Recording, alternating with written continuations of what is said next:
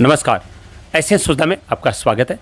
मैं हूं शिव कुमार तिवारी। मित्रों, सुजानगढ़ के इतिहास का सबसे बड़ा इस समय आंदोलन चल रहा है, एक लड़ाई चल रही है और ये लड़ाई है अधिकार प्राप्त करने की।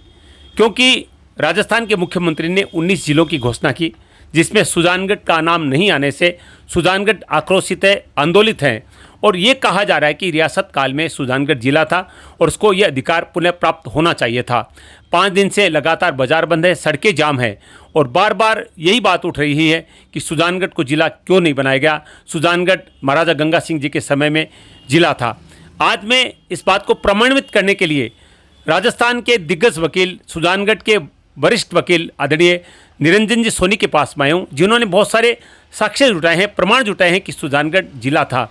क्योंकि वकीलों का काम ही साक्ष्य जुटाना है, साक्ष्य प्रस्तुत करना है। तो ये सारे जो साक्ष्य, ये प्रमाण है, वो मुख्यमंत्री के सामने प्रस्तुत किए जाएंगे और उनको बताया जाएगा कि आपने जो गलती की है उसको सुधारा जा सकता है। जो रियासत काल में सुजानगढ़ जिला था उसको पुनः जिला बनाना चाहिए। आइए बातचीत करते हैं एडवोकेट निरंजन जी सोनी से। वकील साहब, बहुत बहुत स्वागत है आपका। और बहुत बड़ी लड़ाई चल रही है, एक मुहिम चल रही है और हर व्यक्ति कह रहा है कि सुजानगढ़ जिला था, उसको पुनः बनना चाहिए। तो क्या साक्ष्य, क्या प्रमाण आपने जुटाए हैं कि सुजानगढ़ पहले जिला था और कितने वर्षों पहले था? देखिए, एक किताब छपी थी जी 1928 में जी। रजिस्ट्री से संबंधित कानून। अच्छा। उसकी दफ़ा 2 में वर्णित है कि बीकानेर रियासत में 4 खंड हुआ करते थे जी। जिनको निजामत कहा जाता था। उस वक्त जिला शब्द नहीं था। अच्छा। जिसमें से 4 खंडों में एक बीकानेर खंड था, जिसके मातहत बीकानेर तहसील थी।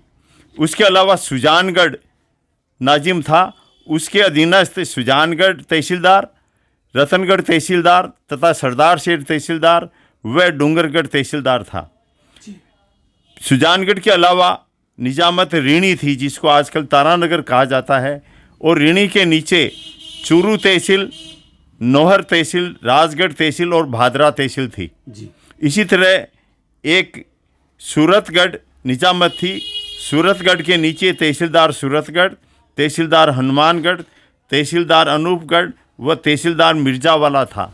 इस तरह से पूरी रियासत 4 खंडों में विभाजित थी।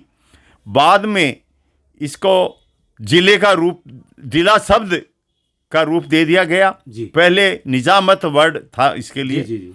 और ये दुर्भाग्य की बात है कि सुजानगढ़ को जिला नहीं बनाया जा रहा है, क्योंकि यदि राजस्थान के सभी शहरों की जनसंख्या व क्षेत्रफल के हिसाब से अपन देखें तो आज की डेट में सुजानगढ़ 25वां सबसे बड़ा शहर है। बिल्कुल। और विडंबना है कि राजस्थान में 50 जिले हैं जी। और सबसे बड़े 25वें शहर को आज तक जिला नहीं बनाया गया है, जबकि 25वां जिला सुजानगढ़ बन जाना चाहिए था। ये एक विडंबना है। राजनीतिक दृष्टिकोण से हम कमज़ोर हैं, क्योंकि राजस्थान बना उस वक्त पहला जो चुनाव हुआ 1952 में जी। उस वक्त सुजानगढ़ क्षेत्र से विदासर का राजा एमएलए बना, जी। जो स्वतंत्र पार्टी का था और अच्छा। कांग्रेस का नहीं था। जी। और यहाँ से एमपी बना महाराजा करणी सिंह बीकानेर, जी। वो भी कांग्रेसी नहीं था। जी। चूरू से कुंभाराम आर्य कांग्रेसी उम्मीदवार था और वो विधायक बना। उसके बाद में राजनीतिक दृष्टि से कमजोरी हो गई और सुजानगढ़ को जिले से हटा करके और चूरू ले गया। ये एक बहुत ही बड़ी विडंबना है हमारे लिए। वकील साहब, आप चूँकि वकील हैं और अभी जो हम दावा पेश कर रहे हैं, हमारे मास्टर भंवरलाल मेघवाल ने बहुत सारे डिपार्टमेंट खुलवा दिए थे। अगर हम बात करें तो एडीजे की, गैर कानून की बात करें, न्याय की बात करें तो ये कार्यालय है, यहाँ पर परिवहन कार्यालय है, यहाँ पर आप देखते हैं एएसपी का कार्यालय भी बन चुका है। तो पुराने कोई ऐसे दस्तावेज हैं जिसमें प्रमाणित होता है कि सुजानगढ़ में जिला स्तर का कानून यहाँ पर होता था? देखिए, मेरे पास 1928 6/12/1928 का एक जजमेंट है जी। जी।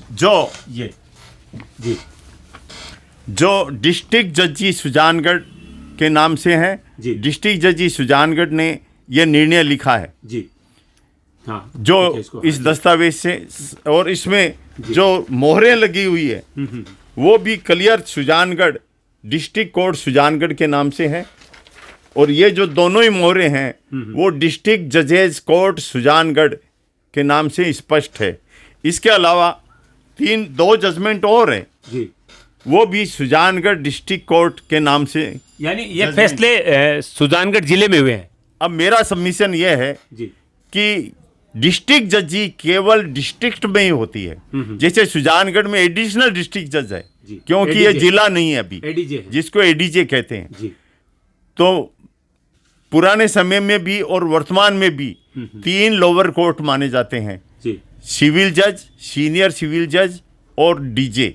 जी, और उनकी अपील हाई कोर्ट में होती है। रियासत काल में हाई कोर्ट बीकानेर हुआ करता था, उसके भी दस्तावेज हमारे पास हैं। जी, फिर उसकी अपील फेडरल कोर्ट में होती थी और फेडरल कोर्ट की अपील प्रिवी काउंसिल इंग्लैंड में होती थी। अच्छा, ये एक संगठन था न्यायालयों का। यानी सुप्रीम कोर्ट कहा जाए तो वो इंग्लैंड में था, इंग्लैंड में हाई कोर्ट बीकानेर था, हाई कोर्ट और बीकानेर। जिला जो हमारा न्यायालय वो हाँ हाँ, जिला न्यायालय सुजानगढ़ में स्थित है। जी। वकील साहब, एक महत्वपूर्ण बात, अगर सुजानगढ़ जिला बन जाता है तो एक वकील होने के नाते बताइए कि लोगों को क्या क्या फायदे होने, कानून संबंधी अगर बात करें या न्याय से संबंधित बात करें। देखिए, सुजानगढ़ जिला बनने पर सभी महत्वपूर्ण पोस्ट यहाँ आ जाएगी। जिला शिक्षा अधिकारी सुजानगढ़ आ जाएगा, जिससे शिक्षा का विकास होगा। यातायात के साधन यहाँ बहुत ज़्यादा हो जाएंगे। और फर्म रजिस्ट्रार की ऑफिस यहाँ हो जाएगी। अच्छा, उसके अलावा पर्यावरण की जिला लेवल की ऑफिस यहाँ हो जाएगी। जी, और डिस्ट्रिक्ट जज हो जाएगा, एसपी होगा और एसपी बैठेंगे। उसके अलावा हर क्षेत्र में सुजानगढ़ का विकास होगा। अच्छा, एक महत्वपूर्ण बात, चूरू अभी इस समय हमारा जिला मुख्यालय है, और अगर हमारे सुजानगढ़ तहसील की बात करें तो सुजानगढ़ तहसील का एक गांव लालगढ़ चूरू से 165 किलोमीटर पड़ता है। और मुख्यमंत्री ने जो फैसले किए हैं, कुछ फैसले ऐसे हैं कि 20 किलोमीटर दूरी पर 20 किलोमीटर के अंतराल में 2-2 जिले बना दिए गए हैं। हाँ, ये बहुत ही दुदू और जयपुर में भी 2 जिले बना दिए गए हैं। ये दुर्भाग्यपूर्ण है, जबकि 250 किलोमीटर लंबा चूरू जिला फैला हुआ है। जी, यानी सादुलपुर से लेकर के हाँ, और बिल्कुल। कानूथा लालगढ़ तक, जिनकी दूरी 250 किलोमीटर है। तो ये बहुत ही सुजानगढ़ की जनता के साथ अन्याय है। अच्छा वकील साहब, ये बताइए कि ये लड़ाई जो लड़ रही है, ये संघर्ष जो चल रहा है, उसमें कानून रूप से क्या जो ये साक्ष्य आपने जुटाए हैं, ये पेश करने से दावा मजबूत होगा? हाँ, ऐसा लोग कहते हैं कि सुजानगढ़ जिला नहीं था। ये एक ऐसी साक्ष्य है जिससे साबित है कि सुजानगढ़ जिला था। मैं एक निवेदन और करना चाहता हूँ कि राजनीतिक दृष्टि से कमज़ोर हमारा सुजानगढ़ है, और सुजानगढ़ की जनता बहुत ही सरल और सुलभ स्वभाव की रही है। इसी कारण से सुजानगढ़ जिला चला गया। सुजानगढ़ में बीएड कॉलेज हुआ करती थी, टीचर्स ट्रेनिंग कॉलेज हुआ करती थी, वो चली गई। यहाँ खेतान पॉलिटेक्निकल कॉलेज की स्थापना की गई थी, लेकिन उसको जयपुर ट्रांसफ़र कर दिया गया था। चंदनमल जी वेद शिक्षा मंत्री थे, उनके द्वारा। सुजानगढ़ में रोडवेज का डिपो खुला था, उसको भी चंदनमल जी वेद सरदार से ले गए थे। इसी तरह से कस्टम ऑफिस था, वो भी यहाँ से ख़त्म हो गया। कहने का तात्पर्य है, यहाँ किसी ने भी कोई आंदोलन नहीं किया, जबकि महत्वपूर्ण चीज़ें यहाँ से चली गई। यानी सुजानगढ़ के अधिकारों पर हमेशा डाका डाला गया राजनीतिक रूप से। हाँ जी, बिल्कुल सही कह रहे हैं। और एक बात और महत्वपूर्ण है कि पहले चूरू जिला नागौर जिले से कम नहीं था, क्योंकि श्री डूंगरगढ़ सुजानगढ़ जिले में था। बिल्कुल। और उसको रातों रात पता नहीं, किसी को पता ही नहीं चला, और उसको बीकानेर के नीचे दे दिया गया। यदि डूंगरगढ़ चूरू जिले के अंडर में होता तो आज भी चूरू जिले के 2 टुकड़े होते और सुजानगढ़ जिला इजीली बन जाता। लेकिन उस वक्त कोई नहीं बोला, किसी ने एजिटेशन नहीं किया। अब मुझे लगता है कि सुजानगढ़ की जनता और आसपास की जनता जाग गई है, और उन्होंने बहुत बड़ा आंदोलन किया है। उस आंदोलन की सफलता के लिए मैं कामना करता हूं। बहुत बहुत धन्यवाद वकील साहब, बहुत अच्छी बातें, बहुत प्रमाणित बातें आपने बताई हैं, और आपसे बातचीत करके बहुत अच्छा लगा। हमारा दावा मजबूत है, कानूनन रूप से न्याय के हिसाब से हमारा दावा मजबूत है, जनसंख्या के हिसाब से, भौगोलिक स्थिति से। यानी अगर बात करें तो तमाम जो कंडीशंस हैं वो सुजानगढ़ को जिला बनाने की तरफ संकेत करती है और मुख्यमंत्री को पुनर्विचार करके सुजानगढ़ को जिला बनाना चाहिए। और ये आंदोलन ऐसा लग रहा है कि तभी रुकेगा जब हमें हमारा अधिकार मिलेगा। वकील साहब ने बहुत सारी बातें बताई, बहुत सारे डिपार्टमेंट हमसे छीने गए हैं और जिले का अधिकार अब छीना गए हैं। तो ये सारी चीज़ें तभी बदल सकती है जब लोग जागरूक रहें।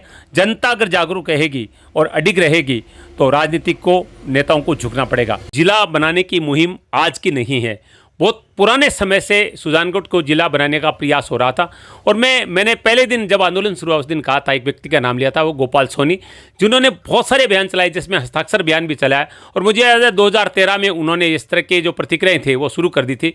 अगर उस समय जनता जागरूक हो जाती और सारे लोग एकजुट हो जाते तो मुझे लग रहा है कि हमें अधिकार मिल जाता। गोपाल सोनी हमारे साथ है। गोपाल जी, दर्शकों को बताइए कि आपने ये अभियान कब शुरू किया था, एग्जैक्ट डेट क्या थी उस दिन, या वो कौन सी सन थी? शिव कुमार जी तिवारी जी एसएन की तरफ से आपके चैनल को मैं बहुत बहुत आभार कर रहा हूँ। नियमित समय से 2008 में ये जीएस संधू की अध्यक्षता में एक कमेटी बनाई थी। अशोक गहलोत जी उसी वक्त सीएम थे और उस कमेटी बनने के बाद में उस कमेटी के जीएस संधू साहब के 15 बिंदु थे। उन सभी 15 बिंदु को अपन बहुत ही अच्छे सरल तरीके से पूर्ण करते आ रहे हैं। सबसे पहला बिंदु था कि सुजानगढ़ को जिले का गौरव प्राप्त था। वो जितने भी डॉक्यूमेंट थे, आपने निरंजन जी वकील साहब का भी इंटरव्यू लिया, उसमें बताया गया पूर्ण रूप से उन्हीं के द्वारा मुझे ये सारे डॉक्यूमेंट प्राप्त हुए थे, जिससे ये सुजानगढ़ को ज़िले के लिए एक रीढ़ की हड्डी के डॉक्यूमेंट माना जा सकता है इसको। तो उन्होंने बहुत अच्छा डॉक्यूमेंट दिए थे और वो हमारे समिति के संरक्षक हैं।